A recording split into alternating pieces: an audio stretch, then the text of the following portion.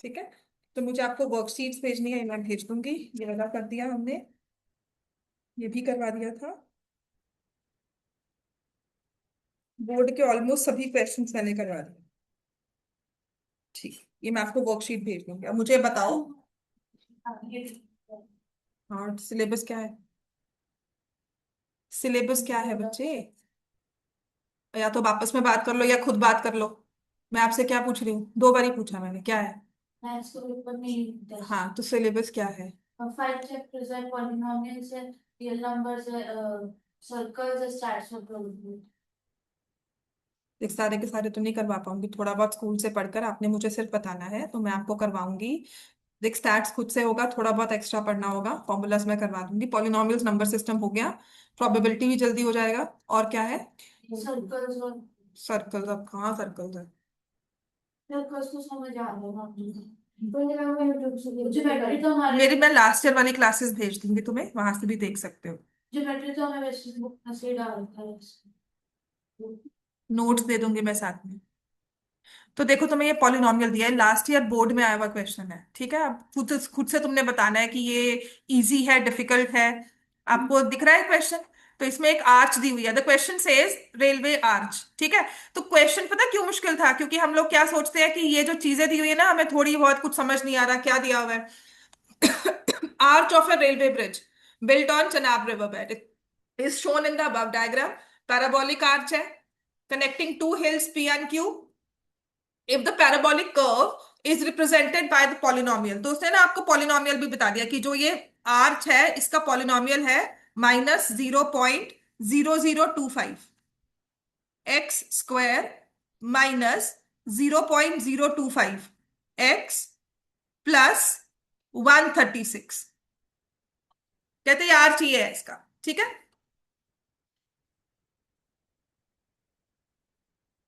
अब ये तुम्हें सब कुछ दिया हुआ है, यहाँ पॉइंट्स भी दिए हुए हैं, यहाँ पर एक्स पॉइंट दिख रहा है, ये क्यू पॉइंट के कोऑर्डिनेट्स क्या है? -238.5। और यहाँ कितना दिया हुआ है? 228.5। ठीक है, समझ में आ गया सबको ये?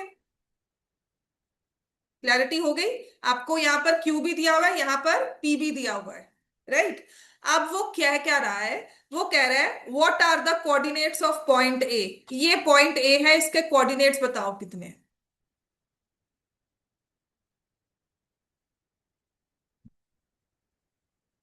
पॉइंट ए कहां पर है, कौन से एक्सिस पर है? वाई एक्सिस पर पॉइंट किस फॉर्म में होता है? अगर कोई पॉइंट वाई एक्सिस पर है तो उसकी खासियत क्या है? और पॉइंट की खासियत क्या है? पॉइंट ऑन वाई एक्सिस,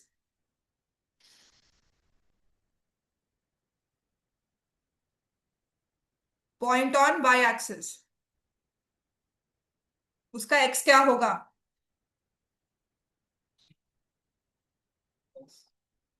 तुम एक्स को 0 पुट कर दो, इतना दिमाग लगाना था। अब इस चीज को तुम मुश्किल कहते हो, ये तुम्हारे बेसिक्स हैं जो कवर किए जाते हैं, जो मतलब चिल्ला चिल्ला कर तुम्हें बोलता है पॉइंट कह दिया, ए के कोऑर्डिनेट्स निकालो। तो अब आप इसको अगर रेफरेंस मटेरियल में भी देखो तो आप कहो कि मैं पॉइंट ए को समझ ही नहीं पा रहा हूँ, कहाँ है? वाई एक्सिस दिख रहा है, वो वाई एक्सिस पर है। तो आपको क्या करना है? उसने आपको कहा है पॉइंट वाई एक्सिस पर है, तो आप इमीडिएटली एक्स को 0 पुट कर दो, पूरा पॉलिनोमियल दिया हुआ है। अब एक्स के साथ जो मर्जी कोएफिशिएंट लगाया हो, तुमने 0 डाल दिया। मैं कहता तो यहाँ पे 1000 10,000 ही दिया होता, नंबर क्या बन जाएगा? पी ऑफ 0 निकालना है, 0 -0 +136। तो बताओ जी, इसका पॉइंट ए के कोऑर्डिनेट्स क्या हैं? क्या आएंगे? 0, बस इतना था क्वेश्चन नंबर। अब इसको तुम कहो बहुत डिफिकल्ट है, ये क्या है? अब ये चीज समझ नहीं आती, उसने कहा है write the span of the arch. नहीं समझ में आता, पहले तो इसका हिंदी ट्रांसलेशन तुम्हारे पास होगा, ठीक है? फिर अपना दिमाग लगाओ कि तुम्हें क्या पूछा होगा, स्पैन ऑफ द आर्च। इस आर्च का स्पैन क्या है? अगर तुम्हें इसको ही विद रेफरेंस, तुम यहां पर क्या निकाल सकते हो, क्या करना होगा तुम्हें? पी एंड क्यू का डिस्टेंस निकालना होगा, बस। खुद सो करके आओ अपने दिमाग से ही। ये डिफिकल्ट पेपर कहने की जगह ना, लुक एट द सॉल्यूशन कि मैं क्या लिखूं इसमें। तो इसमें क्या करना है? पी और क्यू का डिस्टेंस निकालना है। क्यू पॉइंट क्या, पी पॉइंट कितना, उसका एक्स कितना है? 228.5। और यहां पर क्यू का डिस्टेंस कितना है? 238.5, तो डिस्टेंस निकालना है तो इनके एब्सोल्यूट वैल्यू इनको हमने प्लस में ही ऐड कर देना है। मतलब आप क्या करोगे, 228.5 प्लस 238.5, इतना काम हमें करना था। यहां से लेकर यहां तक का डिस्टेंस, यहां से लेकर यहां तक का डिस्टेंस, तो 0, 7, यही आएगा, 1, 6 और 4।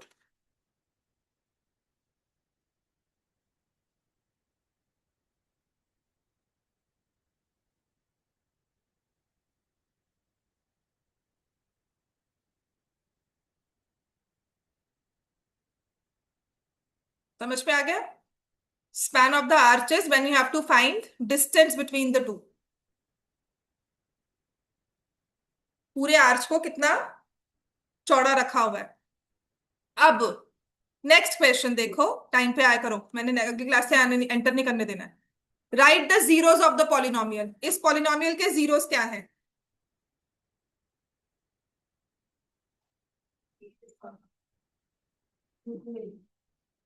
Right the zeros of the polynomial using the diagram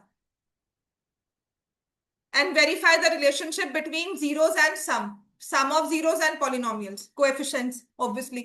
इतना तो समझ जाओ ना, उसने कहा सबने कहा ये क्या मतलब है कोएफिशिएंट्स नहीं लिखे हुए, तुमसे पूछा क्या गया, तुम अपना दिमाग लगा कर भी आ जाओ। ठीक है ना? अब मतलब अब क्लास रूम उसके बाहर निकल कर ये सोच रहे हो नहीं नहीं कोएफिशिएंट्स तो लिखा ही नहीं हुआ तो मुझे क्या पता है। अब कोई शोर मचाने वाली चीज हो तो उस पर शोर मचाओ, वहां बैठकर be a problem solver not a cribber. Seriously पहले तो क्रिब करना छोड़ो लाइफ में कि ये क्या आ गया वो क्या आ गया। दूसरी चीज है, मौके पे बैठकर ना प्रॉब्लम सॉल्व करो कि मुझे अगर रिलेशनशिप का है, रिलेशनशिप किस में होता है, सम ऑफ जीरोस एंड कोएफिशिएंट्स। यहाँ पर आपको पूरा पॉलिनोमियल दिया हुआ है, जीरोस आपके पास है, आपको पूरी मेंशन की हुई है, तो आप क्या वेरीफाई नहीं कर सकते रिलेशनशिप को? ठीक है, आपने जीरोस बता दी कितनी है, आपने कहा जीरोस आर -238.5 एंड 228.5। ठीक है, तो सम बता दो जीरोस का, दोनों को अगर हम एक्चुअल जीरोस को ऐड कर रहे हैं कितना आ जाएगा? माइनस,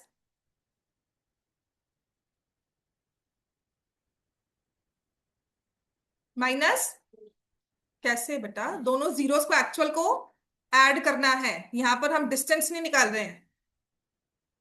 -10 आएगा कि नहीं आएगा? -238 है, 228 है, 10 हो गया ना, बाकी सब है। अब इस नंबर को तुम डिफिकल्ट बना दो तो वो तो आपकी सिंपल, अगर मतलब एक सिक्स या थर्ड क्लास के बच्चे को दोगे ना कि ये नेगेटिव नंबर्स हैं, आप जिसने किया हो सिक्स क्लास, वो भी बच्चा सॉल्व कर लेगा। ये आंसर है हमारा। ठीक है, और रिलेशनशिप क्या है, सम ऑफ जीरोस क्या होता है, -b/, माइनस बाहर b कितना है, -0.025, और एक्स स्क्वायर का कोएफिशिएंट क्या है, -0.0025।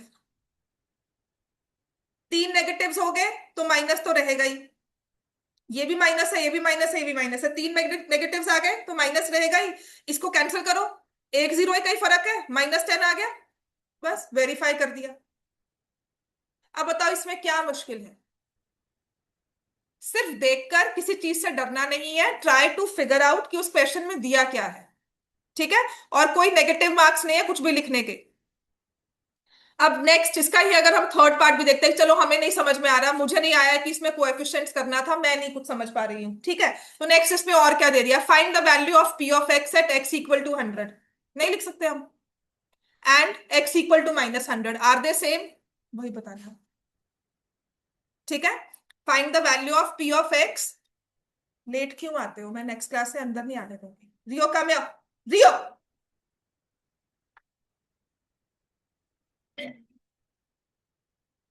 Find the value of p of x at x equal to 100, x equal to -100। चलो, x की वैल्यू 100 पुट करो, x की वैल्यू -100 पुट करो। x की वैल्यू 100 पुट करोगे, x की माइनस वैल्यू -100 पुट करोगे, मतलब आपके पास ये पॉलिनोमियल है, you have to find p of 100 and p of -100, और बताना है दोनों सेम है कि नहीं है, यस और नो करके ये आंसर लिखना है। इतना सा था हमारा लास्ट ईयर का बोर्ड पेपर, उसमें 4 नंबर की एक केस स्टडी थी, बस। बस आपके वाले रीजन में नहीं आई थी, किसी और में आई थी, और वहां पर चिल्ला रहे हैं, कल ये आपको किसी पेपर में दी जाए, आपके किसी प्री बोर्ड के पेपर में हो, या आपके किसी टेस्ट में हो, या आप ही के किसी पेपर में हो, एक्चुअल बोर्ड में ही ऐसा कुछ आ जाए, तो क्या हमें डरना चाहिए उससे? बात समझ में आ गई? तो P ऑफ 100 माइनस 0.0025, 100 का स्क्वायर 0.025, 100 प्लस 136 करना है, माइनस 100 में माइनस 0.0025 माइनस 100 का स्क्वायर 0.025 माइनस 100 प्लस 136। दोनों पे वैल्यू निकालनी है, मल्टीप्लाई भी 100 और थाउजेंड्स कर रहे हो तो कोई इतना मुश्किल काम नहीं है हमारे लिए। अगर हम एंड में आकर कहें कि नहीं जी ये तो बड़ा ही डिफिकल्ट सा काम दिया है, तो 2 नंबर के लिए इतना काम तो हम कर ही सकते हैं। बात समझ में आ गई सबको ये? ठीक है। तो ये है हमारा डाउनवर्ड स्लोपिंग पैराबोला। इतना क्लियर है? अब ओवर द इयर्स क्वेश्चन कैसे आए हुए हैं पैराबोला के केस, इसके मैं आपको वही करवा रही हूँ, डिफिकल्ट से डिफिकल्ट जो लास्ट ईयर आया था उसका एक और करवाऊंगी। इतना समझ में आ गया सबको? ठीक है। ये वाला क्वेश्चन जो है, this was there in last year paper, ये एक्चुअल पेपर में था, और कौन से वाले पेपर में था ये मैंने डिलीट कर दिया, बट दिस वाज देयर, ये बस आपके वाले सेक्शन में नहीं था, मतलब आपके वाले रीजन का पेपर नहीं है, but this was there in the paper, और इस पर ही शोर मचा रहे थे क्योंकि यहाँ पे स्पैन ऑफ द आर्च दिया हुआ है बस। इसका हिंदी वर्जन होगा, उसको पढ़ लेना, कोई मतलब नहीं समझ में आता। बोर्ड में हिंदी इंग्लिश दोनों होती है, एक पेज हिंदी का होता है, एक पेज सेम इंग्लिश का होता है बोर्ड पेपर में। तो पहले तो हिंदी पढ़ लो, है ना। दूसरी चीज, अगर फिर भी नहीं समझ में आया थोड़ा दिमाग लगाओ, रेफरेंस टू कॉन्टेक्स्ट देखो, स्पैन ऑफ द आर्च क्या पूछी हुई है, तो हाइट होती है। ये चीज अगर आप कहो तो ये हाइट मानी जाती है ये वाली, है ना। ये तो हाइट मानेंगे ना, कितनी हाइट पर बनाया है इसका आर्च। लेकिन स्पैन ऑफ द आर्च अगर दिमाग लगाओगे और क्या निकाल सकते हो? कितनी। हाँ बस, समझ में आ गई। अब आ जाओ इसी का, अब एक नेक्स्ट क्वेश्चन और था, क्विकली मुझे मिलना चाहिए स्क्रीनशॉट्स में।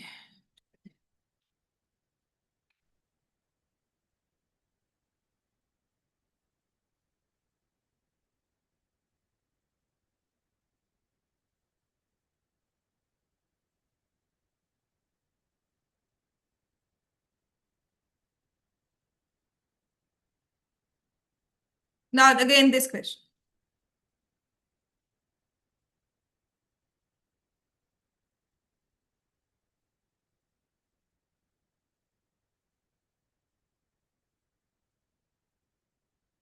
so during a theater drama backdrop of building arches was used, the shape of the curve as shown below can be represented by the polynomial, polynomial आपको दिया हुआ है, where x is the length in feet on stage length, मतलब ये x axis का point x हो गया और ये y आ गया, एक पॉइंट C दिया हुआ है आपको 1, y।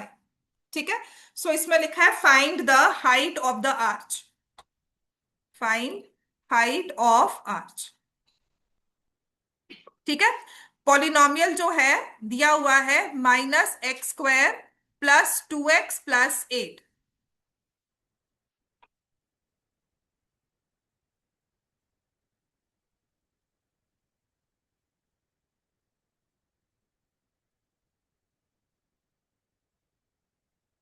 आपको ये हाइट निकालनी है, यहां से लेकर यहां तक कितनी हाइट है। हाइट कौन से पॉइंट पर आई है? सी, सी के कोऑर्डिनेट्स क्या है? अब जो हाइट बताएगा वो एक्स बताएगा या वाई बताता है? वाई बताएगा ना। अब वाई निकालना है, तो वाई निकालने के लिए एक्स को क्या पुट करना होगा? एक्स को क्या पुट करना होगा? तो आपको क्या निकालनी है? हाइट। इतना सा काम था ये।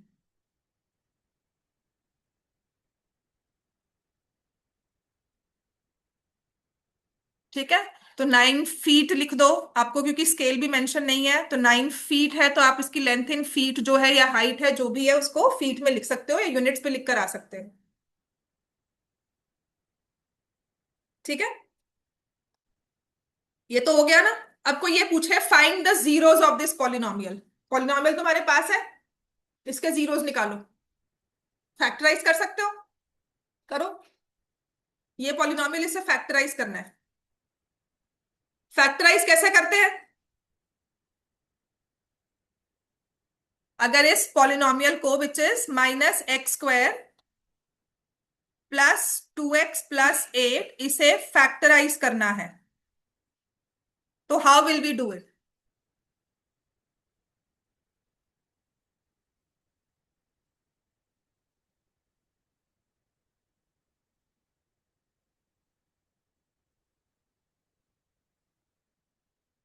दो क्वेश्चन जिसमें और करवाऊंगी, और ग्राफ के क्वेश्चन जितने ही करवा रही हूँ अभी, मतलब ये केस स्टडी के एक दो क्वेश्चंस और हैं, बट आज की क्लास में ना I start with chapter number 1 which is real numbers. उसे स्टार्ट करना जरूरी है, थोड़ा सा चेंज भी हो जाएगा। और एक जितनी भी क्लासेस लगती है रियल नंबर्स को उतनी तो हम लगाएंगे ही, प्लस उसके बाद हमें क्या करना है, चैप्टर 4 क्वाड्रेटिक स्टार्ट करते हैं। ठीक है, तो टारगेट हमारा ये रहेगा कि मई एग्जाम से पहले क्वाड्रेटिक खत्म करना है हमें, हो जाएगा। x + 2 x + 4, तो इसमें हमने जब फैक्टराइज किया, हाँ -x, समझ गई। फैक्टराइज करना आता है सबको ये? हाँ जी, करो। देख क्यों रहे हो, जल्दी से फैक्टराइज करो। बन गए फैक्टर्स? कोविड फैक्टर्स बन गए? जियाना आपके? एवरीवन?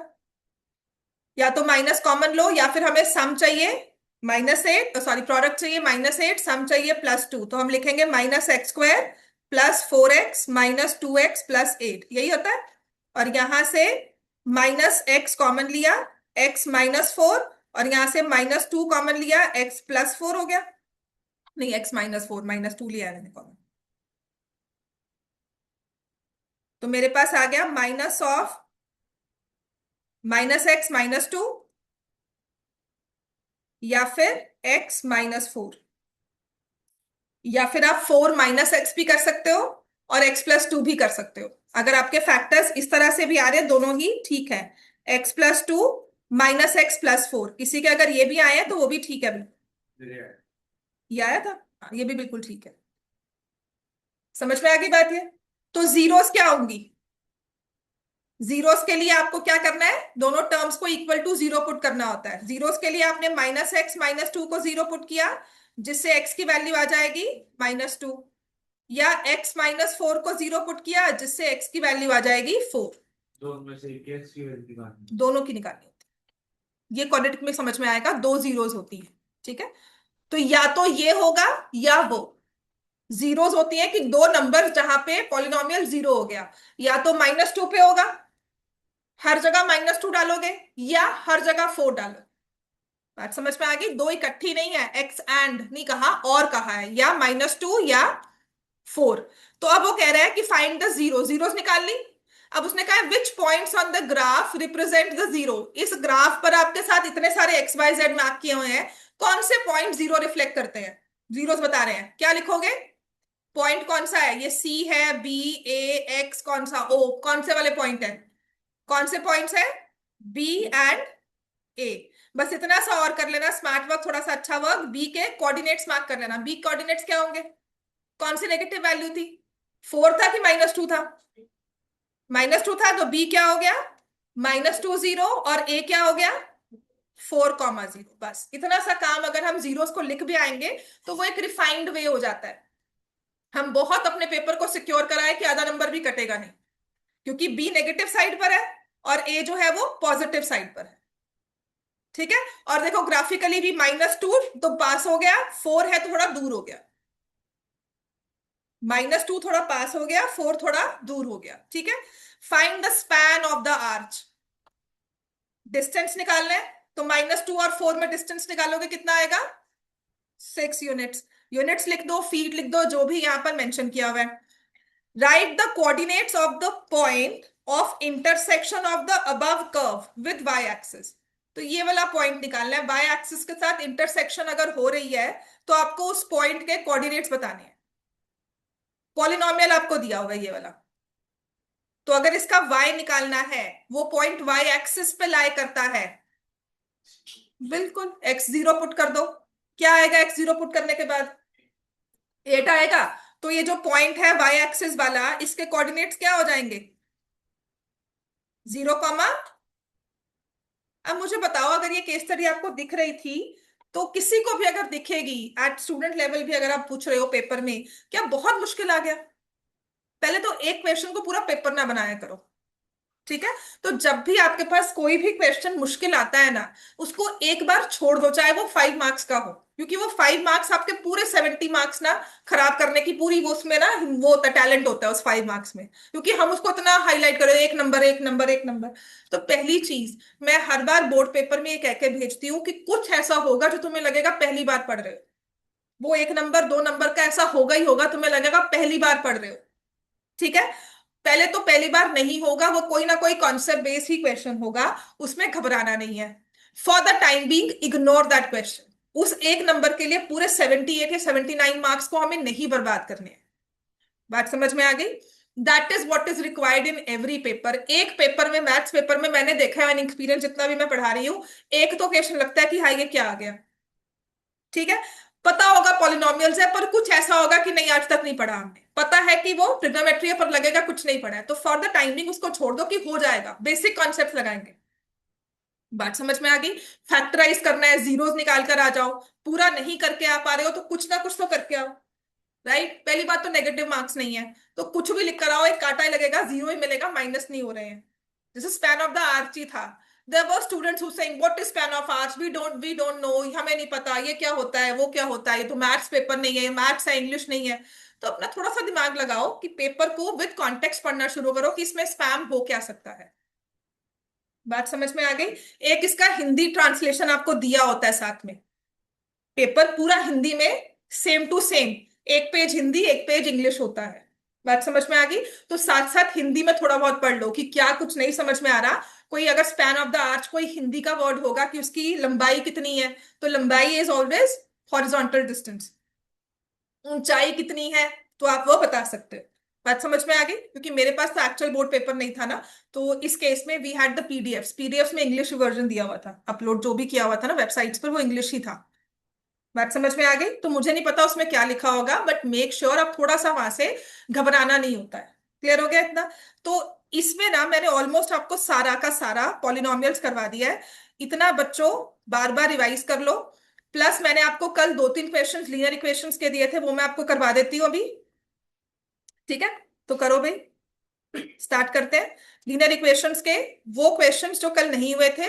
और इसके बाद आप मुझे बताओ, आपको कोई भी चीज नहीं जो समझ में आई है पॉलिनोमियल्स के चैप्टर में, जितना भी मैंने होमवर्क दिया है वो सब अपना अपडेट करना शुरू कर दो। ठीक है। लीनियर इक्वेशंस में मैंने 2 क्वेश्चंस ऐसे दिए थे जो आपके कंप्लीटली बेस्ड ऑन, एक तो क्वेश्चन नंबर 5 था, खोलो बच्चों, देखा मत करो, लीनियर इक्वेशंस का वर्कशीट जो दी है घर पे करने के लिए, मुझे दिखाओ जहां पे सॉल्व किया है, एक्स्ट्रा जहां पर भी किया है वो मुझे चाहिए आपकी वर्कबुक। आप मुझे कह तो रहे हो ये नहीं करके आए वो नहीं लिखा, पर मैं अगर आपके आपसे चेक करने के लिए असाइनमेंट मांगूंगी तो वो कहाँ है आपके पास?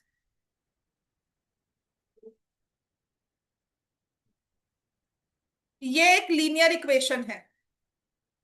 ये जो नीम प्लेटर वाली थी इसमें। हाँ जी बेटा, जो सबसे होम असाइनमेंट मैंने दी थी।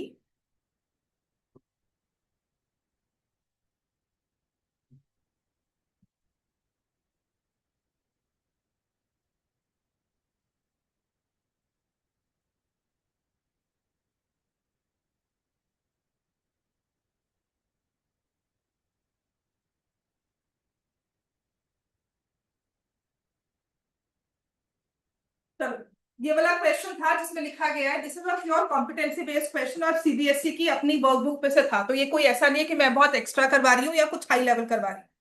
सीबीएसई ने बुकलेट रिलीज की थी अपनी एक, उसमें डाला हुआ था क्वेश्चन ये। तो उसमें लिखा हुआ है कि if X raise to power 2n-1 Y raise to power m-4 is a linear equation, चार ऑप्शंस में कौन सी लीनियर इक्वेशन है?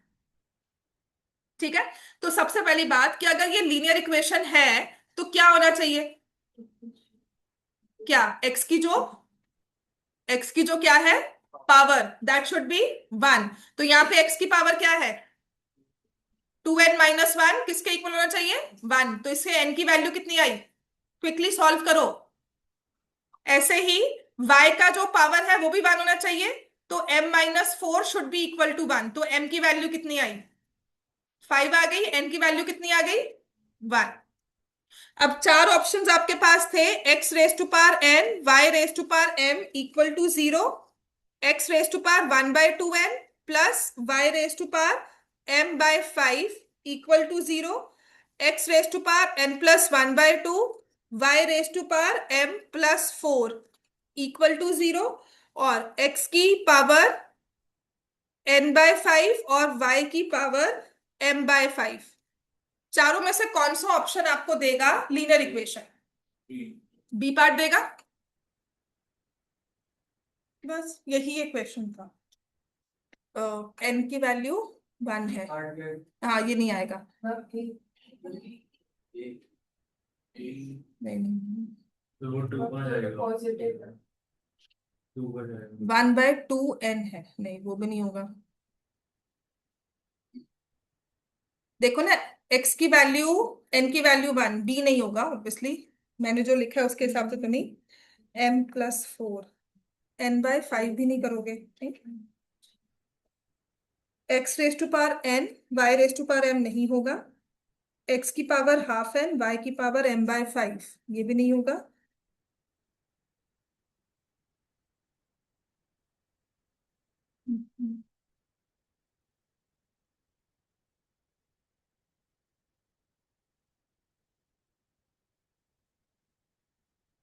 ऑप्शंस लिखने में कोई गलती है, पर इतना समझ में आ गया ना कि यहाँ से हमारे पास n की वैल्यू तो 1 आ रही है। ठीक है। और m की वैल्यू 5 आ रही है, तो मैंने सिर्फ ऑप्शन लिखने में गलती की होगी। इसमें से क्या हो सकता है, या तो ये m बाय 5 ही होगा। नहीं, ये भी, सी ऑप्शन में 5 वो भी हो जाएगा। तो यहाँ से अगर हम लिखे तो m बाय 5 ही होगा, ये दोनों m बाय 5 होंगे, या फिर यहाँ पर कुछ गलती की हुई है। ठीक है, मैं ये ऑप्शंस देख लूंगी। बट हमें समझ में आ गया ना, यहाँ पर इसमें से कोई ऑप्शन नहीं है ऑब्वियसली, या यहाँ पर m बाय 5 दिया होगा, कुछ मैंने लिखने में गलती की है। ऑप्शन हाँ, इसमें से आप मार्क नहीं कर पाओगे, मैं वही कह रही हूँ, मैंने लिखने में कोई गलती की होगी।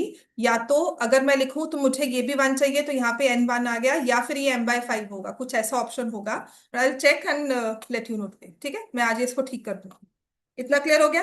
अब आते हैं जो हमारे पास, मुझे नेक्स्ट इसका क्वेश्चन मिला था, विच सेड कि ये जो पेंटागन बनाया हुआ है ये समझ नहीं आया था, है ना।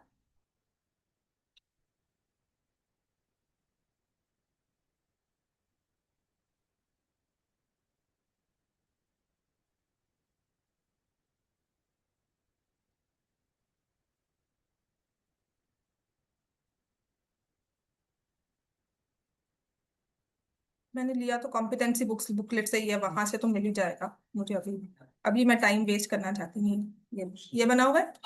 ठीक है, तो this is A, this is B, this is C, this is D, this is E. ये भी सीबीएसई की बुकलेट से ही है, कॉम्पिटेंसी बेस्ड है, और ऐसा ही पेपर में आया भी हुआ है। तो ये हमें क्या दिया हुआ है देखो, कि A B C D E is a pentagon. ये क्लियर हो गया। उसके बाद क्या है, बीई जो है वो पैरेलल है सीडी को, और बीसी जो है वो पैरेलल है डीई को। बात समझ में आ गई। ये 90 डिग्री एंगल है, ये भी दिया हुआ है। AB की लेंथ दी हुई है 5 सेंटीमीटर, AE की लेंथ है 5 सेंटीमीटर, BE की लेंथ है 7 centimetre, BC is x-y, CD is x+y। तो इसके बेसिस पर पेरीमीटर दिया हुआ है पूरी पेंटागन का। Perimeter of the pentagon is 27 centimetre. तो इससे मुझे एक्स एंड वाई निकालना है।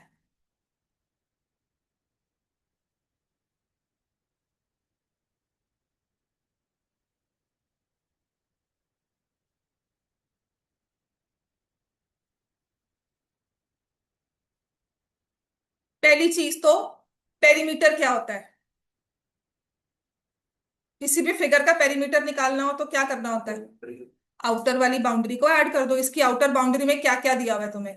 तुम्हें दिया हुआ है A B plus B C plus C D plus DE plus A is equal to 27। BE को डॉटेड लिया हुआ है, ठीक है, तो उसको ऐड नहीं करना क्योंकि वो पेरीमीटर में नहीं आता, वो इंटरनल एक साइड है। इंटरनली पॉइंट्स को ज्वाइन किया है, तो हमने बीई को ऐड नहीं करना। बात समझ में आ गई। We will not add BE here, सबसे पहली गलती तो ये थी। तो आपके पास ए बी की वैल्यू है, बीसी की वैल्यू है आपके पास क्या है, x-y। सी डी कितना है, x+y। डीई कितना होगा, इक्वल हो जाएगा ना, क्योंकि परपेंडिकुलर है और पैरेलल है, तो it will be x minus five, और ए कितना हो जाएगा, वो तो दिया हुआ है 5, फिर हमें दे दिया 27। तो यहां से व्हाट डू वी गेट, ये y और ये y कैंसिल हो जाता है, so we get 3x minus Y plus 10 equal to 27, 3x minus Y equal to 7। बात समझ में आ गई, एक इक्वेशन बन गई। दूसरी इक्वेशन बताओ क्या होगी। हमारा सी डी और बीई आपस में पैरेलल भी है, और अगर ये परपेंडिकुलर तो चारों एंगल्स परपेंडिकुलर हो गए, तो इसका मतलब x plus Y is equal to,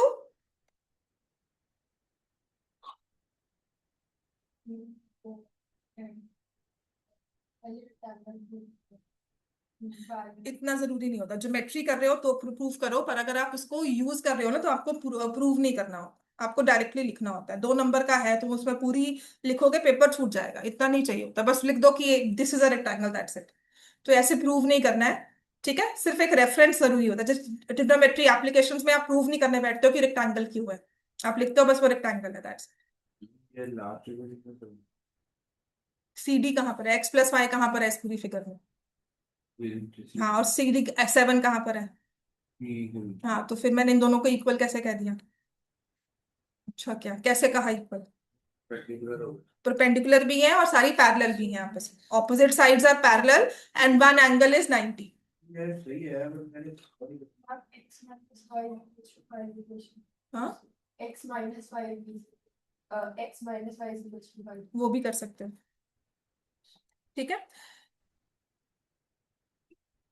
x minus five is equal to X plus 7 y for the 7 ले लिया, ठीक है, तो ये दोनों सेम होगी, वो भी ठीक है। तो x की वैल्यू कितनी आ गई आपके पास, 6, x की वैल्यू 6 है तो y की वैल्यू क्या हो गई, 1। क्लियर हो गया इतना सबको।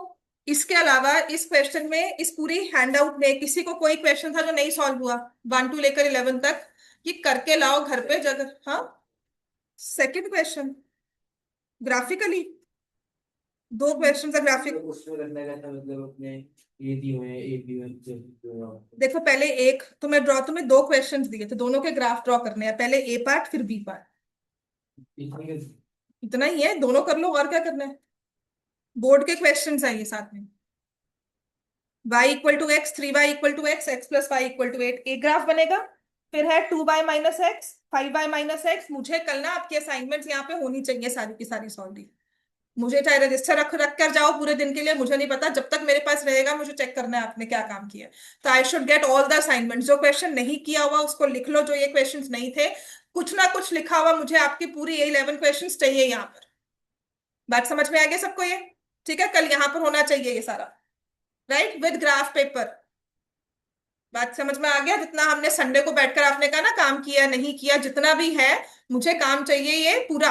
ये वाली बात। हाँ जी, पूरी वर्कशीट नहीं की हुई मुझे पता है, हाँ की हुई है तो अच्छी बात है, ठीक है। अब हमें करना है chapter 1, real numbers,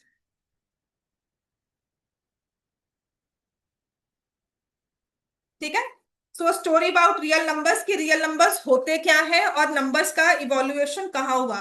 so a very quick story जो मैं हर बार सुनाती हूँ about evolution of evolution evolution of numbers, ठीक है। और वो 9th के एनसीईआरटी में भी ना इस बार उन्होंने डाली हुई है, प्रॉपर स्टोरी लिखी हुई है। So how did numbers came into being, ठीक है। तो कभी भी कोई चीज बनती है ना तो उसकी नीड होती है, इसलिए बनती है। तो नंबर्स की काउंटिंग की नीड क्यों आई, because the early man, the when the civilisation started, they had something to count. जैसे अगर मान लो कि एक अर्ली मैन है, वो एप्पल्स रोज लेकर आता है, तो उसने बताना है कि वो आज कितने एप्पल्स लेकर आया, या आज वो ज्यादा लेकर आया कम लेकर आया जो भी है, तो उसके लिए उसने नंबर्स बनाने शुरू किए। तो जो नंबर्स बहुत नेचुरली उसके पास आ गए, तो वो बन गए, सबसे पहले वाले नंबर्स लिखो नेचुरल नंबर्स होते हैं, the numbers which came very naturally ना, because he had something to count, उसके पास कुछ काउंट करने के लिए था, इसलिए natural numbers start from 1 2 3 and so on till infinity, ठीक है ना। तो नेचुरल नंबर्स में 0 कभी नहीं आता, सिर्फ 1 आता है, 1 से स्टार्ट करते हैं। इतना क्लियर हो गया। फिर आते हैं कि now he had some apples with him, दूसरा कोई बंदा आया उसके सारे एप्पल्स उठाकर ले गया, या जब उसके पास एप्पल्स खत्म हो गए, so to show that he has nothing, उसको एक नंबर चाहिए था, तो वहां से हमारे पास आ गया number 0। To show that now he has nothing, empty है, तो वहां से एक नंबर 0 आ गया, और नंबर 0 को उसने बाकी अपने नेचुरल नंबर्स के साथ मिलाकर उसको लगा कि अब मेरे नंबर्स कंप्लीट हो गए हैं, that's why they give the name whole numbers, कि अब मेरे पास नंबर सिस्टम जो है वो मेरा कंप्लीट हो गया। अब इसके बाद क्या हुआ, नाउ देन अनदर डे ही रियलाइजेस कि नहीं, मुझे अब किसी और को 3 एप्पल्स या 4 एप्पल्स देने हैं, जो भी मैं लेकर आऊंगा उसमें से मुझे कुछ जो है उस किसी और थर्ड पर्सन को मुझे देना है। तो वो उसे देने को, अपनी सिचुएशन को रिप्रेजेंट करने के लिए कि आज मेरे पास I have nothing, but tomorrow if I go first I have to pay someone, तो वो पे करने के सिस्टम को उसने उसे शो करना था। तो यहीं से हमारे पास आ गए negative numbers. Negative numbers means that when you have to show give something to someone, तो अब स्टार्ट करते हो कि जो भी है उसमें से मेरा -3 -2 -1 कर लेना। बात समझ में आई? तो नेगेटिव नंबर्स क्या होते हैं, जैसे हमने लिया -3 -2 -1 0। अब 0 के बारे में हम क्या लिखेंगे, नाइदर नेगेटिव नॉर पॉजिटिव, ठीक है। तो 0 के बारे में लिखेंगे 0 is neither negative nor positive. Clear होगी बात ये? ठीक है। अब क्या किया उसने, उसने होल नंबर्स को और नेगेटिव नंबर्स को मिला दिया, तो हमारे पास जो सिस्टम बन गया वो हुआ इंटीजर्स का। जो सिस्टम बना सबसे पहला वो था इंटीजर्स का। बात क्लियर हो गई? तो इंटीजर्स क्या होते हैं, negative numbers, 0 and positive numbers. अब ये काम कहाँ आती है नॉलेज, पहले तो जो इंटीजर्स है वो कंप्लीट नंबर्स होते हैं। इंटीजर्स आर कंप्लीट नंबर्स, यहां पर अभी तक हम फ्रैक्शंस की बात नहीं कर रहे हैं, ठीक है, हम कंप्लीट नंबर्स की बात कर रहे हैं। तो आई एम टॉकिंग ऑफ 1 2 3 4। इसका मतलब ये है कि अगर मैं नंबर लाइन पे चल रही हूँ ना, आप स्टेयर पे चढ़ रहे हो, तो स्टेयर्स आपके पास 1 होती है या सेकंड होती है या थर्ड होती है, 3.5 कोई स्टेयर नहीं होती है, कोई नंबर नहीं होगा 3.5। रैंक्स होते हैं, तो 1 2 3 4, there is no rank as 3.5। तो इसका मतलब अगर मैं 1 पे जा रही हूँ तो मेरे पास 0 से लेकर 1 वही एक डेस्टिनेशन है। मैंने यहाँ पे स्टोन्स लगाए हुए हैं, ब्रिजेस जैसे वो होता है ना, आपने रिवर पे स्टोन्स लगाए होते हैं कि यहाँ स्टेप किया, फिर इसके बाद यहाँ स्टेप किया, उसके बाद यहाँ स्टेप किया, इन बिटवीन कोई वे नहीं है, ठीक है।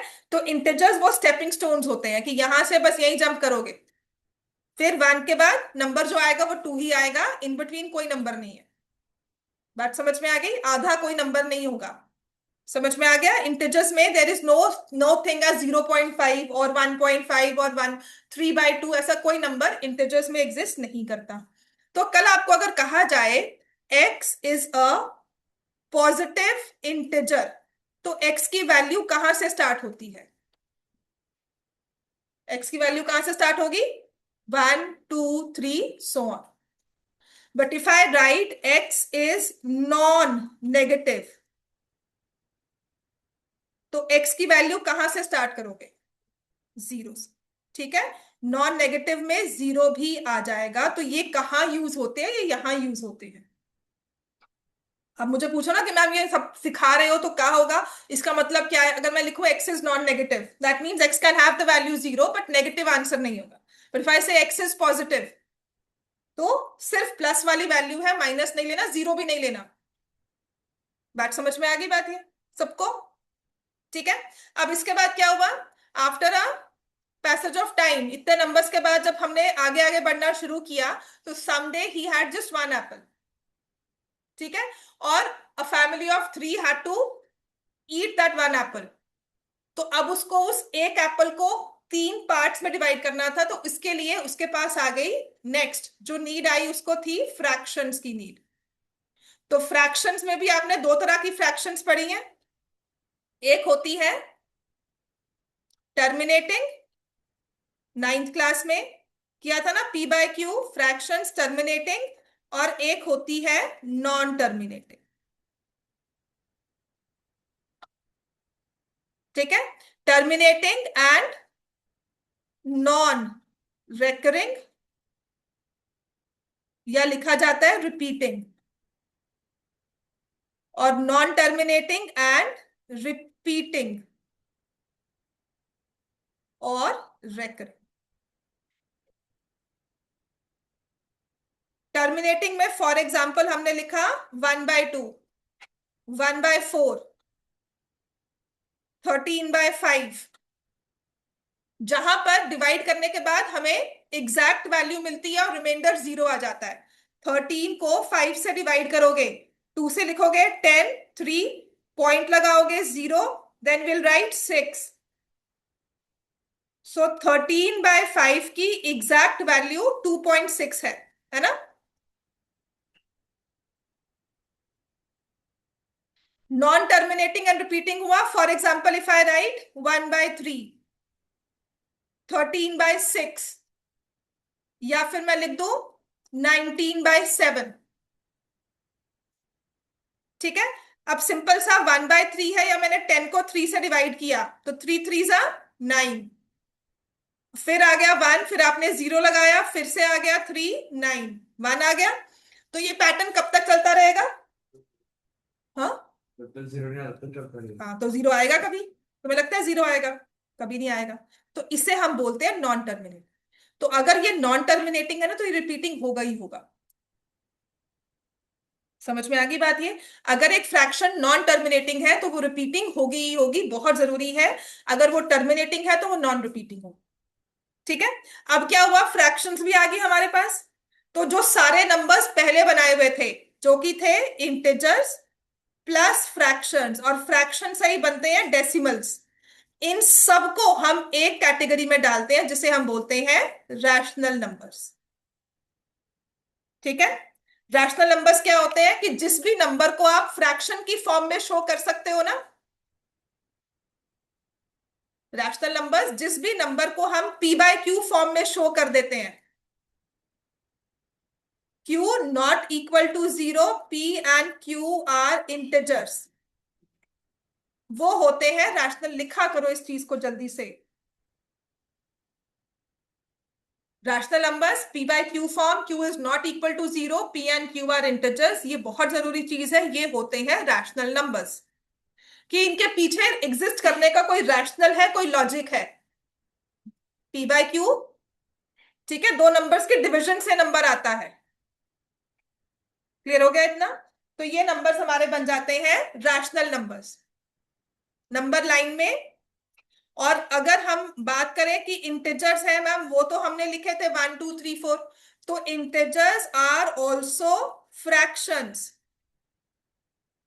With denominator 1। तो किसी भी इंटिजर को मैं फ्रैक्शन लिख सकती हूं जिसका डिनोमिनेटर क्या हो जाएगा, 1। या मुझे 4 को लिखना है तो मैं 8/2 भी लिख सकती हूँ। मुझे नंबर 4 को लिखना है तो मैं 12/3 भी लिख सकती हूँ। तो फ्रैक्शन बना दी ना मैंने, वो तो उसकी लोएस्ट फॉर्म आप लिखोगे तो 4/1। बात समझ में आ गई? तो किसी भी इंटिजर को, किसी भी फ्रैक्शन को लोएस्ट फॉर्म में या p/q फॉर्म में हम उसे शो कर सकते हैं, वो बन जाता है रैशनल नंबर। समझ में आ गया? लेकिन हमने जब नंबर लाइन ड्रॉ की, हमने सारे रैशनल वाले पॉइंट सब जगह मार्क कर लिए, फिर भी नंबर लाइन पे कुछ पॉइंट्स थे जो रह जाते थे। और यहीं से पता लगा कि नंबर लाइन पर अभी और भी पॉइंट्स है जिसे हम बोलते हैं, नेक्स्ट लिखो, इरैशनल नंबर्स। तो अभी जो मैं करवाने लगी हूं ना आपको, इसके बाद जो मैं आपको करवाऊंगी, that is a proof which will come for 3 marks. पक्का है तुम्हारे पेपर में 3 नंबर का ये क्वेश्चन होता ही होता है। समझ में आ गया? बोर्ड के पेपर में 3 नंबर का बोनस क्वेश्चन होता है, रट्टा मार के जाना है, वैसा ही लिख कर आना है। सो इरैशनल नंबर्स, इरैशनल नंबर्स क्या होते हैं कि जिनकी p/q फॉर्म नहीं होती, which cannot be, which cannot be expressed in p/q form।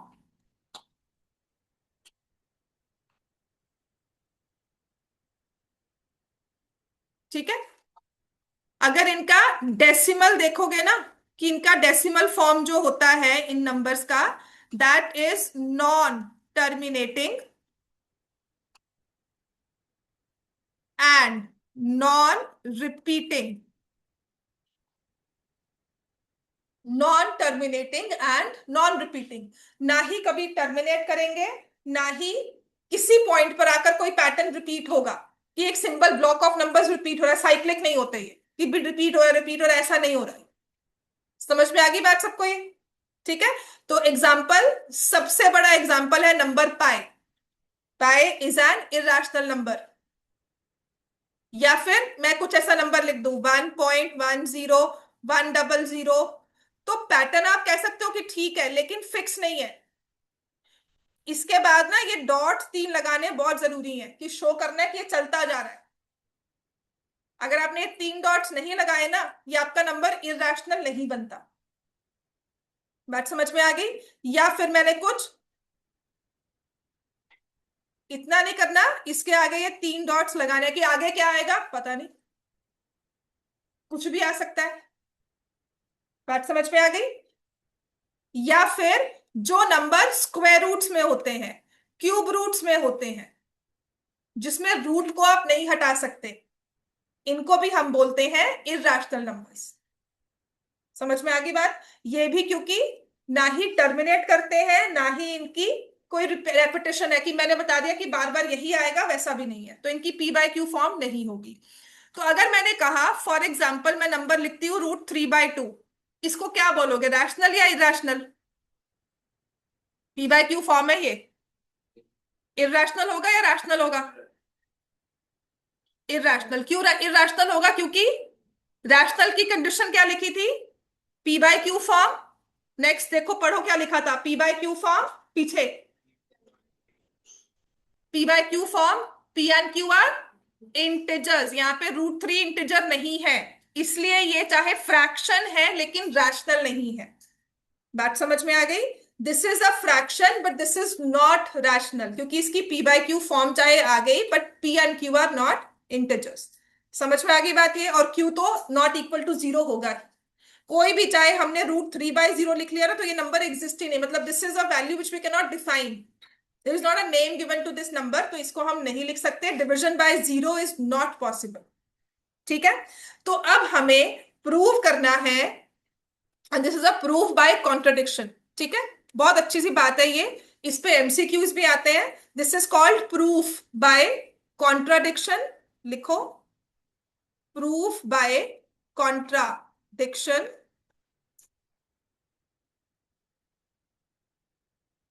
Which we know, ये मतलब इसका जो मेथड हम यूज करेंगे ना, हम अपनी बात को कॉन्ट्राडिक्ट करके प्रूव करते हैं। ठीक है, किसी बात को कॉन्ट्राडिक्ट करके प्रूव करते हैं, उसे बोलते हैं प्रूफ बाय कॉन्ट्राडिक्शन मेथड। ठीक है, तो हमें प्रूव करना है, प्रूव दैट √2 इज इरेशनल।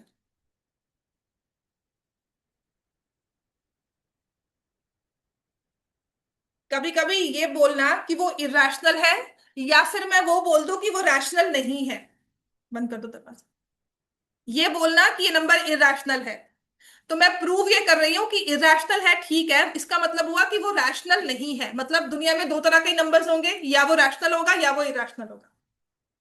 बात समझ में आ गई? तीसरा कोई एग्जिस्ट ही नहीं करता है। ऐसा नंबर नो, ना रैशनल हो ना इरेशनल हो, कोई भी नहीं है, या वो रैशनल है या वो इरेशनल है। तो सबसे पहले आपने इसमें क्या लिखना है, बहुत जरूरी है, एक एक चीज, 3 नंबर का क्वेश्चन है, बिल्कुल भी मार्क्स इसमें हमने कटवाने नहीं है, बिल्कुल सेम टू सेम लिख कर आना है। तो हम लिखेंगे let √2 be rational, therefore √2 equal to p by q, where p and q are, अब मैं जो वर्ड बोलूंगी वो लिखना है, coprime integers, q is not equal to 0। अब कहीं ना कहीं बच्चे पता क्या करेंगे, को प्राइम लिखना भूल जाएंगे, ये सबसे बड़ा वर्ड है। इंटिजर्स में लिख देंगे, q नॉट इक्वल टू 0 लिख देंगे, लेकिन को प्राइम भूल जाएंगे। तो को प्राइम भी याद करो, इसके बारे में हम पढ़ेंगे को प्राइम होता क्या है। उसके बाद हम सोचेंगे प्राइम एंड कॉम्पोजिट नंबर्स क्या होते हैं। ठीक है, तो वो भी हम डिस्कस करेंगे। समझ में आ गया? इतना लिख लिया। फिर इसका नेक्स्ट स्टेप होगा स्क्वेयरिंग बोथ साइड्स, दोनों साइड्स को स्क्वायर कर दो।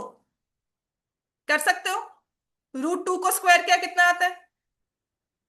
कितना आता है 2।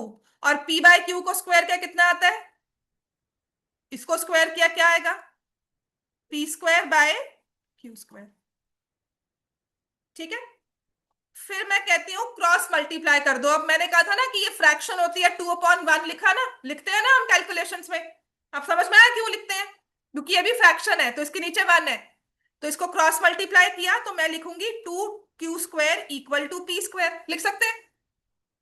या फिर मैं लिख दूं q² equal to p square by 2। ठीक है, p² बाय 2। समझ में आ गया, कुछ नहीं और कर रही। अब q क्या था, q को हमने किस कैटेगरी में लिया था, इंटीजर है। तो इसका मतलब अगर मैं q को इंटीजर, q² को इंटीजर भी मान रही हूं, तो यहां पे राइट हैंड साइड पर भी इंटीजर आना चाहिए, कि जिसे लिखेंगे कि if q is an integer that means q² is also an integer.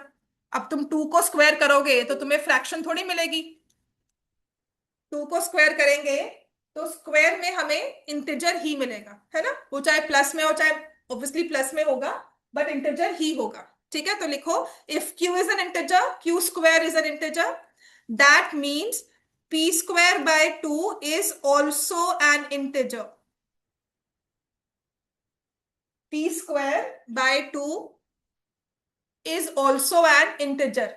अब इसमें क्या स्किप कर सकते हो फिलहाल के लिए वो मैं आपको बता दूंगी, अभी मैं सिर्फ समझाने के लिए एक एक पॉइंट लिख पा रही हूं ताकि रट्टा लग जाए हमें। ठीक है, ये जो 3 बातें हैं ना, इसको ब्रैकेट्स में आप लिख सकते हो या इसके आगे स्टार लगा सकते हो कि ये सिर्फ अंडरस्टैंडिंग है, एक्चुअल प्रूफ में लिख भी सकते हो छोड़ भी सकते हो। ठीक है, समझ में आ गया, इस पर स्टार लगा लो, इस पर स्टार लगा लो और इस पे स्टार लगा। ये अंडरस्टैंडिंग होती है कि हम इसलिए लिख रहे हैं। अब क्या लिख रहे हैं इसके बाद हम, जो मैं नेक्स्ट लिखूंगी ना वो बहुत जरूरी चीज है। ठीक है, अब हम लिखेंगे इसके बाद, ये 3 चीजें समझ में आ गई ना, मैं कह रही हूं p² बाय 2 भी इंटीजर है, तो इसका मतलब ये जो 2 है वो p² को पूरा पूरा काट देगा, जिसके लिए हम क्या लिखते हैं, which means p² is divisible by 2। अब ये लिखना जरूरी है, which means p² is divisible by 2 और p इज डिविजिबल बाय 2। समझ में आ गया, ये 3 लाइंस लिखनी है, आपकी मर्जी है, आपको लगता है टाइम वेस्ट है, टीचर ने नहीं लिखवाया हो तो बिल्कुल स्किप कर सकते हो, but this is my understanding कि मैं क्यों कह रही हूं कि p² डिविजिबल बाय 2 होगा। ठीक है, और अगर p का स्क्वायर डिविजिबल है तो p भी डिविजिबल होगा। ठीक है, इसका मतलब क्या हुआ, p is equal to 2m where m is a non zero integer. p equal to 2m where m is a non zero integer. ठीक होगी बात ये, कि p की फॉर्म मैंने 2m ले ली। अब क्या करना है आपने, नेक्स्ट इसके आगे ही जहां पर ये p² है ना वहां पर 2m डाल देना है। ठीक है, तो मैं क्या कर रही हूँ, अब यहां लिख रही हूँ q² इक्वल टू 2m का होल स्क्वायर बाय 2, कोई सब्स्टिट्यूटिंग कुछ नहीं लिखना, देयरफॉर बस इतना लिख देना। ठीक है, फिर हम क्या करेंगे, ये बन जाएगा q² equal to 4m² by 2, which means q² equal to 2m²। ये आ गया, ठीक होगी बात ये, जिसका मतलब है अब मैं ये कह रही हूं कि वही चीज कि हमारा m भी इंटीजर था, या फिर यहां से लिख लोगे m² equal to q²/2, m² equal to q²/2, m² equals to q²/2। बात समझ में आ गई सबको ये, ठीक है। अब वही जो मैं यहाँ पर इतना सब बोली थी, ये वाली चीज कि m इंटीजर है तो इसका मतलब हमारा q²/2 भी इंटीजर होगा, जिसका मतलब है q² should be divisible by 2। तो यहाँ पे बस इतना सा लिख दोगे,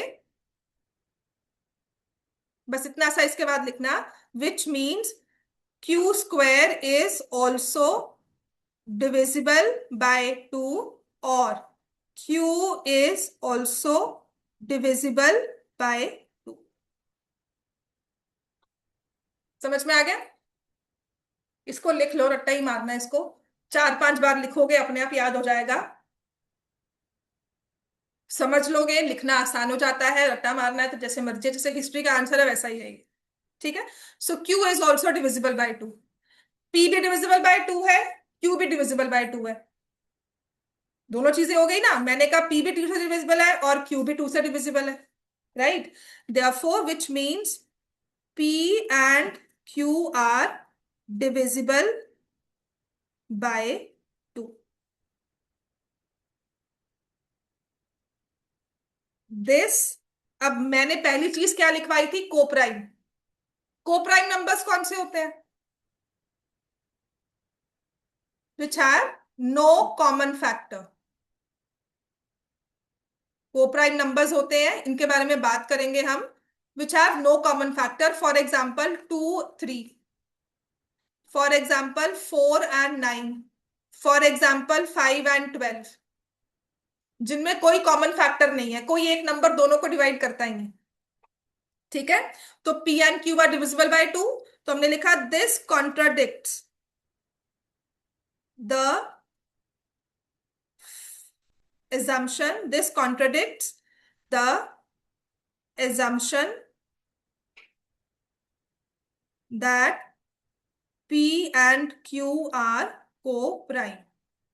कहते हैं हमारी ना assumption को कॉन्ट्राडिक्ट कर दिया इस चीज ने, तो कि हमने तो कहा था P एंड Q को प्राइम हो गए, लेकिन अगर हम उसे मानकर चलते हैं कि वो दोनों ही डिविजिबल बाय 2 है या वो दोनों इरेशनल है, तो इससे हमारा प्रूव हो गया कि ये को प्राइम नहीं है। ठीक है, डिविजिबल बाय 2 है मतलब दे आर नॉट को प्राइम, और ये हमारी एजम्पशन को कॉन्ट्राडिक्ट कर रहे हैं। अब ये क्यों कर रहे हैं कॉन्ट्राडिक्ट? ठीक है, so this contradiction has arisen, लिखो, अब ये बुक की लाइन है, इसको लिखना ही लिखना है, बिकॉज सम टीचर्स से कि नहीं जरूरी है, कोई टीचर स्किप कर देते हैं, तो आपका पेपर किनके पास जा रहा है वो नहीं पता, एनसीईआरटी में लिखी हुई है तो हमें लिखनी है। ठीक है, this contradiction has arisen because of our incorrect assumption, कौन सी थी? That √2 is rational. therefore prove कर दिया √2 इज irrational, hence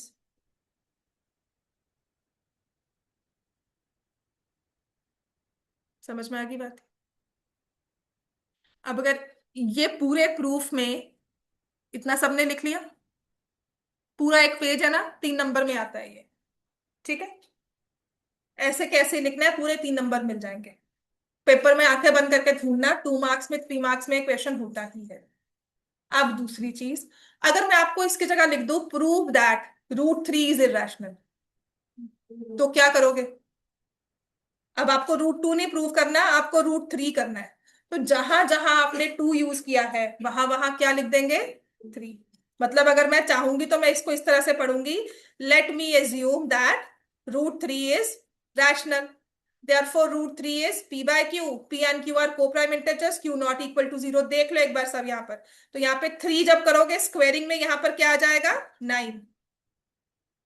ठीक है ना, या मेरे पास हो जाएगा 3q² equal to, sorry 3q² equal to p²। यहाँ पे इसकी जगह मैं 3 लिख दूंगी, सो q² इंटेजर, तो यहाँ पर इसको 3 लिख दिया, इसको 3 लिख दिया, p इज डिविजिबल बाय 3 पूरा आ जाएगा, and then also p equal to 3m, और यहाँ पर जहां पे 4 आया यहाँ पर आई विल राइट 9, ये 3 आ जाएगा और यहाँ पर 9 हो जाएगा। वही सेम चीज है, बस यही फर्क हुआ क्योंकि जब 3 को स्क्वायर करोगे तो 9 आएगा। बात समझ में आ गई? उसके बाद नेक्स्ट यहाँ पर एवरीथिंग एल्स सेम, बाकी सब कुछ सेम है, और यहाँ पर लास्ट में आ जाएगा √3 इज रैशनल और √3 इज इरैशनल। अब आ जाओ नेक्स्ट लिखो, एक चीज और पढ़नी है, आप लिखकर जाएंगे यहाँ पे prime numbers and composite numbers. ठीक है, क्योंकि कल हम एचसीएफ एलसीएम स्टार्ट करते हैं।